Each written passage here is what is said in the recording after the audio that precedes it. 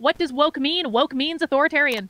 Authoritarianism can exist on the left. Authoritarianism can exist on the right. My definition of woke is authoritarian. If you want to force your worldview onto someone else, then you are a woke authoritarian, and I don't care if you're on the left or the right or somewhere else. It doesn't really matter to me. You're still woke. Anyway. All right, so if you don't know who this is Karlyn Boresynko. She has a YouTube channel called Karlyn Boresynko. You can just type in Karlyn, you can see it on the bottom of the screen here, and it'll pop up. And it says Comrade Karlyn on the bottom of her screen. That's a joke. She has this segment where she does pretends like she's communist or whatever. They talk about socialism, whatever. I don't know. I don't watch her that much because she says stuff like this, which is just blatantly wrong. It's like, this is not the definition of woke. Woke is not authoritarianism. We have the Wikipedia entry for woke right here. I know Wikipedia is not the greatest source in the world, but what am I going to do? Like, go through and pull up every dictionary definition of the word woke? It says, woke is a word which originally referred to awareness about racism and discrimination. It later came to include an awareness of other issues of social inequity, for example, regarding gender and sexual orientation. Since the late 2010s, it has also been used as a general word for left-wing political movements and viewpoints which emphasize the identity politics of people of color, those who are not white, LGBT people, and women, which is the definition of woke, the definition that I use. You can't just make up your own definition of words. And as far as authoritarianism is concerned, you could be authoritarian anti-woke. I could go run for office and insist on pushing laws that, hey, make you say you can't say that disparaging things about white people. You can't say disparaging things about men. I could push these laws. I could demand these laws. I could become a dictator and enforce that line of thinking. That's anti-woke, but it's also authoritarian. So I don't know. This is insanity to me. So hello and welcome back to my channel. I do appreciate all of you stopping by and supporting my work. Please remember to like, comment, share, and subscribe. I mean, if you don't like the video, don't leave a like on it. But if you like it, please leave a like on it. It helps the algorithm. You can find me over on Rumble and on Twitter. What we're talking about today is these talking heads on YouTube being wrong. Now, I'm not here to say, Karlyn is a bad person. I think that she's just wrong. She made this mistake here. And I've heard her say this more than once on this subject matter. Woke does not mean authoritarian. This is the definition of woke right here on the screen, right before you. It's always meant this. I don't know how a person can be so blatantly wrong. If you look at her YouTube channel here, she has 104,000 subscribers. So she's doing pretty good, right? She's making a living off of YouTube probably. And she apparently is a doctor. I think she has a psychology degree of some sort. You can watch her channel. I mean, it's fine. She has a lot of stuff that she says that I do agree with, but wow, this is just super extra wrong. But we have more of this. Said I kind of made my own definition of woke because I actually think this is a part of wokeism. And I said, woke is the act of allowing an authority outside of God to define your morality. And what the way they're able to get people to cheer this nonsense on is the climate gods or their woke or whatever, the climate, whatever you want to make it. And you're cheering on your own demise. That's how powerful I think this religion is. Now, this is Osiris of Middle Maga. He was on Tim Pool. Obviously, it says Tim Cass in the background there. He was on Tim Pool a few weeks ago. Again, you just cannot make up your own definitions of words. You can't. This is what the progressives do. They say, racism is prejudice plus power, therefore black people cannot be racist. This guy is doing the same thing. And this is the problem that a lot of people had with the right wing 20 years ago, 25 years ago. They were just like defining their own way and like, you can't be a good person unless you're this X, Y, and Z. So we're seeing like a rise of this again because this is coming back. Now, he is right to say that the woke is a religion. That progressivism is a religion. It has no basis, in fact, but he's using religion to counter religion. He's saying my religion is better than yours because I get my authority from God, where you don't get your authority from God. This is like, how can you be this blatantly ignorant of your own ideology? You're saying, oh, well, my religion is better than yours. And your religion is all just authoritarianism. That's what defines your religion. No, that's not. Woke is not defined by authoritarian. I mean, that is maybe part of it, but really all it is the belief that women are being oppressed by men currently in the Western world, and that the non-whites are being oppressed by the whites in the Western world. That's basically what wokeism means. There's a little bit more to it than that. Progressivism gets into a much broader spectrum of supposed prejudice against people, but it's not the case that there's really any of this prejudice happening in any kind of meaningful way. Now, we're going to get into a lot more of Tim Pool because for like a whole week, he went on a tear of like just being wrong about stuff.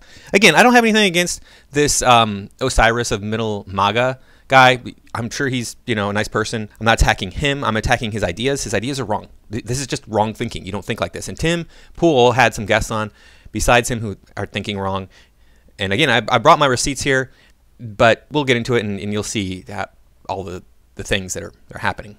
Elon Musk takes Twitter because he wants to save mankind. I don't know what he really believes. He's got factories in China. Maybe he just wants to go to Mars. But I agree with that. I think Elon Musk is the kind of guy who's like, humans, if there's a lot of them, we can solve our problems through technology. The Davos group people are like, we don't care.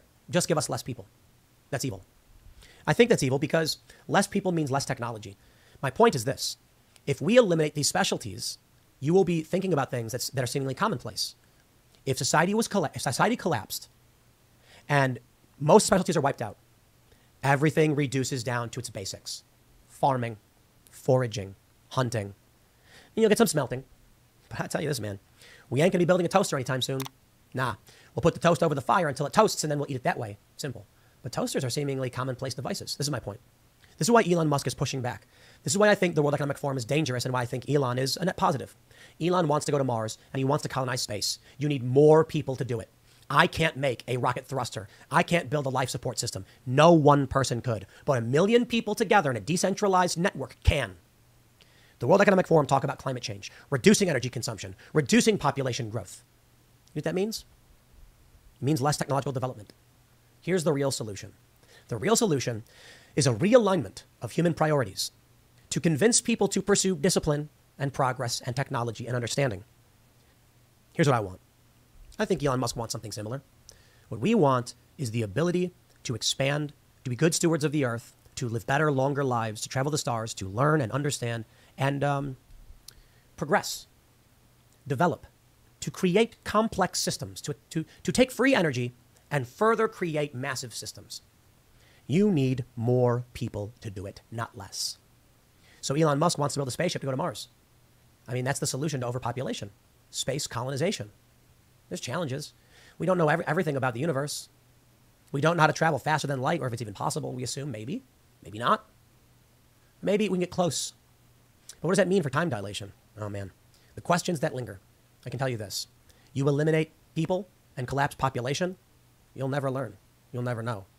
All right, so Tim is clearly a fan of Elon Musk. And Elon Musk is a grifter, isn't he? I mean, he was selling his stock of his own company when it was high and then buying it when it was low. Isn't that illegal? He hasn't been charged with anything. I'm pretty sure that's illegal. That's like insider trading sort of stuff. Not only that, I mean, he has a lot of other things that he talks about that are clearly either miscalculations on the part of Elon Musk or lies, outright lies, because he's been saying for 7 years now that we're going to have fully automated self-driving cars next year. That they're nowhere near where they need to be. To do that, the Hyperloop thing, that's first off, it's not his original idea, even though he claims it is. And it's clearly something he's abandoned at this point because it cannot be done on large scale. And he came out and he said things like, "Oh yeah, we're gonna have this maglev, and that's part of the vacuum tube, right? There's no friction." Now he's like, "Oh, the best solution is wheels," because he doesn't know what he's talking about. Elon Musk is not pushing the envelope. He's trying to get money from people. I mean, people gave him money to support the Hyperloop, gave him money to support this robot that he's coming out with that doesn't do anything. He's like, it's going to be the most amazing robot ever, and it's like it can't even walk yet. And Boston Dynamics has got robots that walk better than humans in some cases. And walking robots have been around for the Osmo was walking like a human decades ago. Like 25 years ago, they had the Osmo walking in a straight line forward like a human does. Couldn't turn very well, but so yeah, Elon Musk is a grifter. Now, Tim says that the solution to these problems is more people. Yeah, I don't think that it is. The thing is we have enough people already. The problem is we don't have people focusing on this system of technological advancement of the Western world's capitalist system. How many billions of people in the world are working on the Western world's technological or contributing to that system? What, 2 billion maybe out of the 8 billion that live here? That's a maybe 2 billion, right? There's probably fewer than that. So you got how many billions of people who are just existing on this earth? Probably at least 1 billion people are just getting by, just existing. And then how many are not contributing to the advancement of human beings on top of that? Probably most of the people on the planet. We already have enough people. We've got enough people already. And he says in here specifically The solution to overpopulation is space colonization. No, it's not. That might be the solution if we had Star Trek level technology, but we don't have that. So you can't just launch 5 billion people into space and have them colonize other planets and be like, oh yeah, well, we dropped the population on Earth. Whatever you think about overpopulation, population reduction, I'm not talking about any moral beliefs around that whole thing. I'm just talking about, Tim, you cannot depopulate the planet by launching people into space. Say that we found a planet tomorrow that was Earth-like, and we can actually live on this planet. Okay, we just got to get the technology together to get 1 billion people there. Well, how do we? All right, well, let's just start with like a small crew of 10. Okay, we're going to reduce the population by space colonization by 10 people. It's going to take us 10 years to develop the technology, and it's going to take us 20 years to fly to the planet to see if it's even possible to get there. Yeah, that's 30 years from now. How much has the population grown in 30 years? A few billion. The population has grown a few billion people in the last 30 years. It's only going to accelerate as there's more people. Now, we're seeing some areas where population growth is stagnating and even reversing. Who knows? I mean, human beings do all sorts of weird stuff. Who knows if there's going to be fewer people in 30 years or if there's going to be more people? Probably more, right? But there might be fewer people in 30 years. It's simply the logistics of gathering up billions of people and putting them onto spaceships. How big are these spaceships going to be? I mean, they'd have to be massive. How many millions of spaceships would you have to get 1 billion people off of the planet? 1 million? 2 million? 3 million? I don't know. And then you have to organize getting all these people together and then surviving the trip to another planet where there are no resources. I mean, there are resources, but there's no infrastructure. Because human beings, most of us survive by living in houses. We're not going to have houses when we get to these new planets. You can't just launch people into space and solve this overpopulation problem. And overpopulation is happening. This is why we're seeing global warming happening, is because there's so many people that want so much stuff that we're increasing the temperature of the planet with all of the industry that we have, all of the vehicles on the road, etc. So anyway, we got a lot more from Tim and some other people, so we'll move on. I mean, there is some truth to you will own nothing and you will be happy, in that if you don't know, you can't regret not having it, right? Like, I can't teleport. I don't wake up crying that I can't teleport. I never could. There are airplanes. You can buy a ticket day of, get on a plane and fly somewhere. When the flights get canceled, we get angry about it, you know? So it's like, when I was flying for the holidays and the plane gets canceled, I was just like, dude, I'm not going to scream and cry over like a busted plane because the giant metal skybird someone else, like all of humanity is working towards building, like can't service me in a single day. Where it's a luxury, I get it. All right, so this is the comment of somebody who runs his own business and has a lot of money. Obviously, having like a total breakdown over your flight not working on, not arriving on time or leaving on time is uncalled for, but being upset about it is perfectly natural for a person who probably had to take time off work and spent thousands of dollars on a ticket to fly when they're only making like 50, 60, maybe even less, $1,000 a year. I think that it's a reasonable response for people to be angry when their flight is delayed or they have schedules to keep. And the fact that he says it's a luxury, yet he wants to go on about how it's necessary for us to have this high population, for this technology to exist.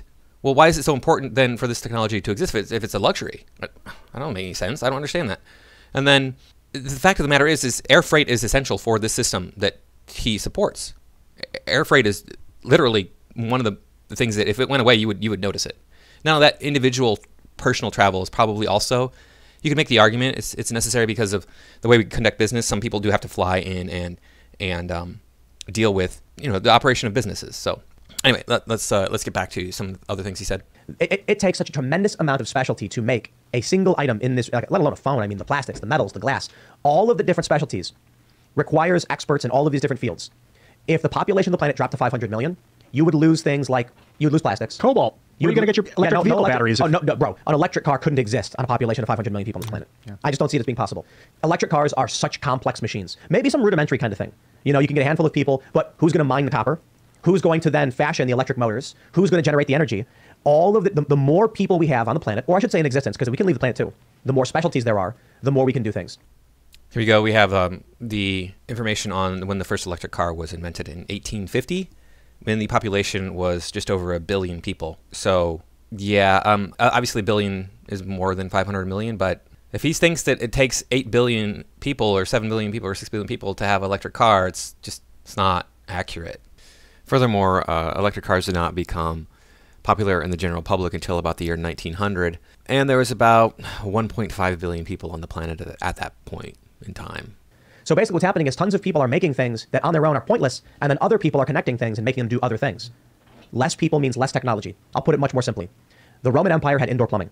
After the fall of the Roman Empire, they just didn't have it anymore. So in Europe, after the Dark Ages, they would just take dumps in holes in the floor that would flop to the ground, or they would chuck them out the window in buckets. 1,000 years after. That's 1,000 years after. They had indoor plumbing in Rome. 1,000 years later, they're like, you figure out how to do it? Yeah. Now imagine. And that's not even less people. That's more people. Okay, so I'm going to read from you from a book called Ancient Inventions by Peter James and Nick Thorpe. This is on page 365, the last entry for indoor plumbing. After the fall of the Roman Empire, the idea of plumbing survived in private buildings, especially the great monasteries, but attempts to supply whole cities were not resumed in the West until 1190, when a network of lead pipes running into Paris was laid down. So, when did Rome fall? 476, and we're saying right here, there was indoor plumbing in certain buildings in the Middle Ages, but 1190 was the year that Paris started to use mass indoor plumbing, or mass, at least sewage system here. So that's not 1,000 years, that's 714 years. It'd probably be more accurate to say 500 years. But not only that, they had plumbing, they had indoor plumbing. I've heard about this, you know, I love the Middle Ages in Europe and Asia and all of the different cultural norms that were practiced back then. It's fascinating. I mean, this is something that's fascinating to a lot of people. Obviously, we have so many movies made about that time period. So it's not something that is unknown about. So people already knew this, but Tim doesn't know this. I don't understand why he complains about people not doing any research, but I mean, really, he's doing the same thing. I don't bone up on your history, Tim. That's all I can say. Now, this is a clip where Tim and Ian are in D.C. talking to politicians.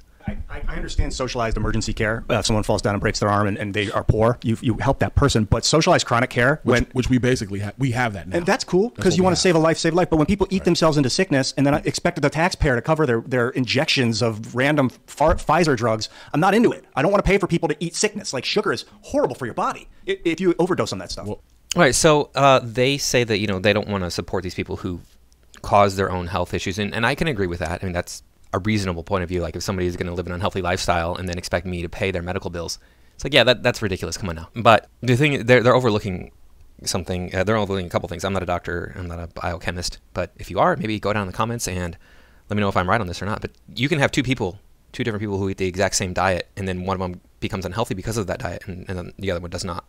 So we don't have all of the answers to what causes poor health. No one person does. Maybe there's one guy out there who's like, I've done all the studying, that's all my whole life, I've been doing this for 50 years, I know everything. So maybe, but that seems pretty unlikely. It's just like you see some people who smoke for 70 years and then they don't develop any lung problems, whereas another person might smoke for a few months and develop lung problems. So everybody's a little bit different. We don't have all the answers when it comes to this stuff. Now, the one thing that I would say, and maybe they would agree with this, I don't know, because they didn't cover this in their little speech there. One thing I would say is there's people like me who are born with a chronic condition for which there is no cure. The only thing I can get is treatment. I didn't do anything in my life to cause this problem. I was born this way. What about those people? And they would probably be like, well, yeah, I mean, that's a tough one. Because I really don't want to like have socialized ongoing treatment. And I understand why. I mean, I understand that that's a big expense. It's really expensive, but and maybe the state couldn't afford some of these treatments, depending on what the condition is. I certainly don't know what all the health problems a person can have are. So that's one thing where I'm like, yeah, you know, that sounds good, but what about people who are born with something? What about people who just develop something through no fault of their own? You know, what if somebody was in a car accident caused by a drunk driver? They were not driving drunk, but the drunk driver hit them, and now they have ongoing mental problems that they need to seek out ongoing treatment for so they can function. You know, these are hard questions, but I mean, this is the reality that we live in. So whether you like socialized medicine or not is not the point I'm getting at here. I'm just trying to challenge their notions. So let's move on. So you guys see this when Al Gore basically goes off saying that it was a really unhinged rant. I mean, bro, look, Al Gore wanting to warn people of 1 billion climate refugees, going, the world's going to end. It's going to be raining bombs. The oceans are going to boil and our homes are going to sink. I'm like, okay, they crazy man, calm down. Go to sleep. Let the adults talk. I was going to say that what the left will come out and do is they'll say, no. Al Gore was right 20 years ago when he said it would be, ice-free by 2013. But then we took action on climate change, and it stopped it from happening. That actually proves Al Gore was right the whole time. Yeah, I mean, I just would like to shout out, I do not know this person at all, but a book, if you have a child that you want to make aware of the climate scam, which you are absolutely correct about the subjugation of humanity, such an easy book, very short read. It's called Inconvenient Facts, and it's written by Gregory Whitestone, and it will awake you to the fact that the IPCC is just a corrupt industry. Every single model that they ever have put out is wrong, and they rely on people not understanding just how old the Earth is, and that it goes through coldness. I mean, there was a medieval warming period followed by a freeze. I mean, there's just they're trying to actually make you think that weather is something to be fearful of, and that these things don't naturally happen, like forest fires. They just naturally happen. They've always happened at the beginning of time when things get hot. I just came back from South Africa while we were there. Just temperature hits in Africa, the bush burns, and it's a good thing that it burns. And so people, they rely on the ignorance of people that are widely emotional, which is why they start this sort of brainwash when you are in high school, when you are in middle school. If there's always a different scare, and they've been wrong every time. So if you still believe that there is some element of truth to this, just go talk to people in different generations and tell them what their big scare was. I was generation global warming. We saw how to watch a sad movie of polar bears drowning, and we're told that there were going to be no polar bears left. In fact, polar bear population has gone up since Inconvenient Facts. Generation before us, they were told the exact opposite, that it was going to be global cooling. They were all going to freeze to death, and then they were like, oh, got that one wrong, so we're going to change it to global warming. There was the ozone layer. Remember the hole in the ozone layer? We're all going to die, and then oops, which stage that didn't happen. There was acid rain scare, where kids were taught that the oceans were going to become so acidic, and it was going to rain from the sky. And now it looks like, guys, it's promising. We're moving on to rain bombs. But bundle up and buy a good umbrella. I'm going to start selling umbrella. To be fair, on the ozone thing, we literally did ban the CFCs or whatever. All right, so by chance, if you don't know who this person is speaking right now, this is Candace Owens, and she is a pretty far right-wing pundit, I guess you could call her. She's always is, on the right, always very, very, very conservative, and I agree with some of the things that she says, but this is wrong. She has this book here, Inconvenient Facts, as you can see on the screen right now, the science that Al Gore doesn't want you to know, and she said it was a very quick read, 302 pages, and it's textbook sized. I mean, the dimensions of the book are textbook sized, and it's 302 pages. Now, obviously, some of those pages are going to be like the table of contents, etc. But that's not a quick read. I mean, that's something that you've seen me on this channel plenty of times struggle to read. That's something that I could not just sit down and read in a couple of days. It would take me a while to get through this. So she's wrong on that point. Also, she talks about it's by Gregory Whitestone, a man that she claims she does not know. However, she interviewed him in person on her show no later than October of 2021. And this episode of Tim Pool was recorded in 2023. So she knows Mr. Whitestone. In this interview, he does use some weasel words, like he says, climate crisis, and there's no climate crisis. Well, problem and a crisis are two different things, right? You can have a problem that isn't a crisis. So he can kind of weasel his way out of this if he gets caught. Now, what's probably the most damning part of this book, as I'm looking at it right here, forward by Viscount Monckton of Brenchley.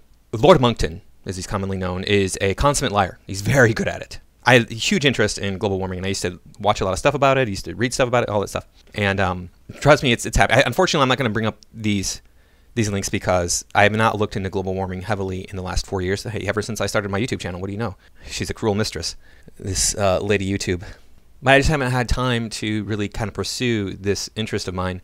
And so I can't really bring up stuff and show you and be like, hey, look, these are some links you should look at, and this is going to be the resources you should see. But in Lord Monckton, I've caught him lying just from me as an individual. He's had things I'm like, that's not true. I've seen him backpedal when he's been confronted. He claims that he was science advisor to the Queen, a position that he held for which there is no evidence. So here he is pretending to be the representative for Myanmar at a climate change summit for which he was expelled.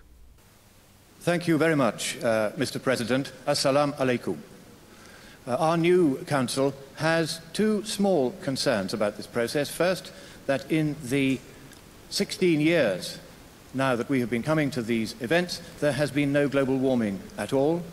And secondly, that even if we were to take action to try to prevent global warming, the cost of that would be many times greater than the cost of taking adaptive measures later. So our recommendation, therefore, is that we should initiate very quickly a review of the science to make sure that we are all on the right track. Shukran Ikhtir.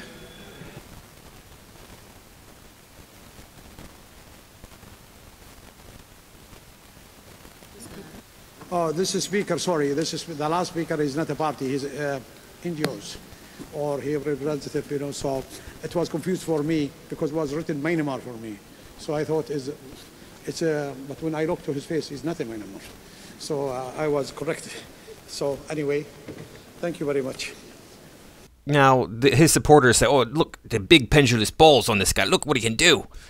But I just say, look, this is just part and parcel of his shtick to lie about everything so that he can get his way. I mean, he says there's been no global warming in the last 16 years. And all you have to do is look at the temperature charts. And you know, you can do this experiment on your own. You can get a thermometer. Don't put it against a building. Put it on a pole in the middle of a field or something.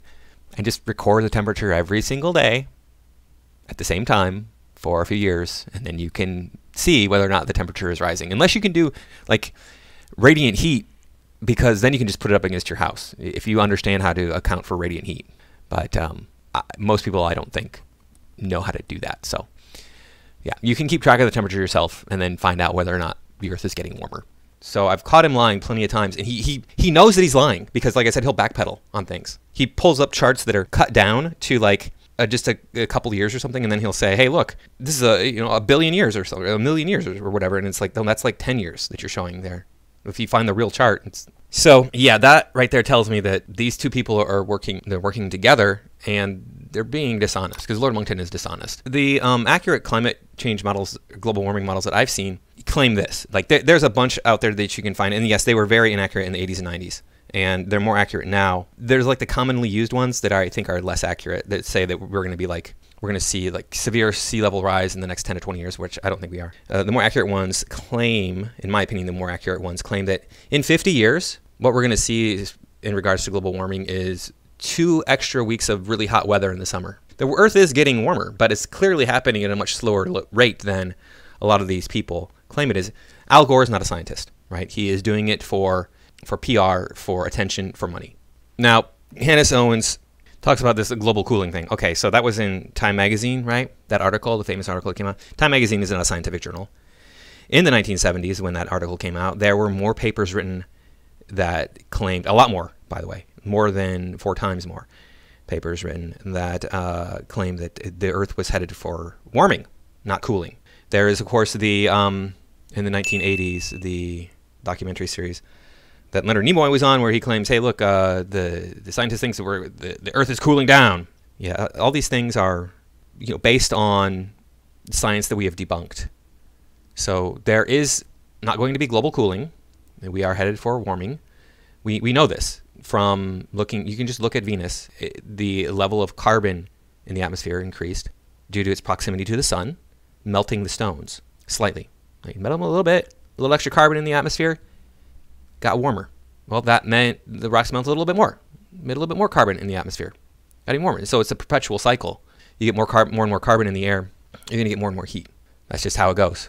So, and I know that a lot of people out there are like, I disagree with you, rawr. And this is not a political issue. I'm just saying, look, I've looked at a lot of the science. I've been looking at it for years and years. I looked at it for years and years, and the conclusions I came to. And the Democratic Party, of course, is using this to their advantage. Don't let a good crisis go to waste. We saw that play out right before our eyes over the last 3 years. Now, you might be thinking, well, anti-woke warrior, how come the Republicans aren't using this crisis to their advantage to earn all sorts of money? Maybe they don't need the money, or maybe they feel like that's not an avenue they can exploit. I don't know. And maybe they feel like they're getting more support by going against that, is why this all started. The Republicans were the ones who said this is not a scientific issue, it's a political issue. So, I don't know. I don't have the answer to that. And maybe I'm completely wrong, but like I said, I've looked at the science. So now I have one more example that I want to show you. Statistic of men rating women on OkCupid, and men will rate women higher in attractiveness than women will rate men. A lot of men will take that and try to demonize women, but have you guys considered that men are ugly? Some women will spend entire days, and this is commonplace, to improve their appearance. They put in a lot of effort to look pretty. It is hard work to figure out what colors look good on you, what hairstyle looks good on you, skincare routine, appointments for your hair, nails, skin. They didn't just wake up that way. And yet these guys who literally roll out of bed and scratch their balls expect to look just as good as women. Now, this is the only thing I've ever seen from Brittany Venti in my entire life. I don't know how long she's been making content. I've heard her name thrown around the internet a few times, so it's probably been a while. And she does have a good point. I found this clip on Think Before You Sleep. I really like Think Before You Sleep's channel. Check him out. And he seems to agree with her. Let's watch and see what he has to say. When she said this, I laughed because it's such an obvious interpretation of the data that no one seems to have thought of. Women take care of their physical appearance on average way more than men do, so of course they're going to be rated as more attractive on average because more of them are maxing out their appearance. Unfortunately, think before you sleep, this has been thoroughly debunked by a YouTuber called Ranga Pal, who goes on to a app called Omegle, and then he asks young women to rate male models. And like typically you're seeing a high rating on these models as 5. I want you to rate all these guys' attractiveness. What do you rate this guy out of 10? 4. Okay. What about this guy? 0.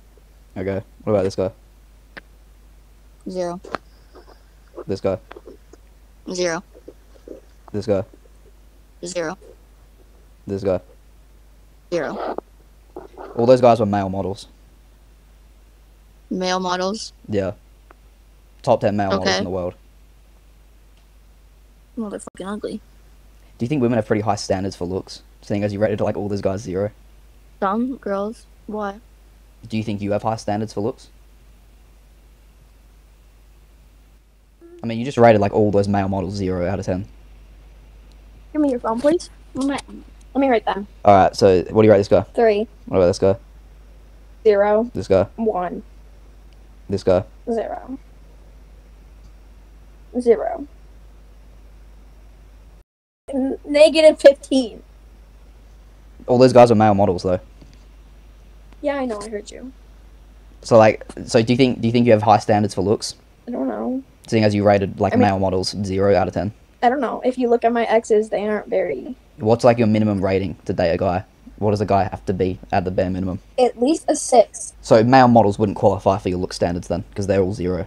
And Ranga Pal has a lot of videos on his channel where he does this, and he proves repeatedly that women have too high of standards. Now, I think the issue is that women judge men physically on other characteristics besides just their outward appearance. They're judging things like, how does he walk? How does he carry himself? Does he seem confident? Does he seem shy? The women are much more attuned to that, whereas like men are like, oh, she seems shy. I think that's hot. I think most men would seem like a woman who is like submissive and maybe a little uncertain is appealing to a man, whereas a man who is submissive and timid does not seem appealing to a woman at all, right? We all know this. This is just basic biology. And that's the only conclusion I can draw, because Ranga Pal just debunked Think Before You Sleep's notion of why women are rated higher in photographs than men are by women. So I'm gonna leave it there. Anyway, thank you for watching. I do appreciate everybody stopping by, and I will see you all in the next video.